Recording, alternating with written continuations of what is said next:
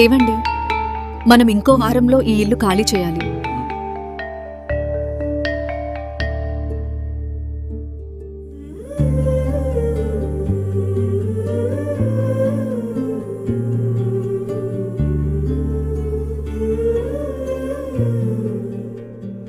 మీరేం ఆలోచిస్తున్నారో నాకు తెలుసు.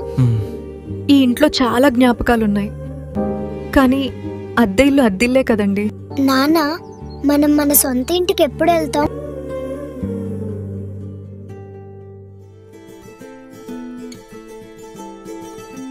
నాన్న,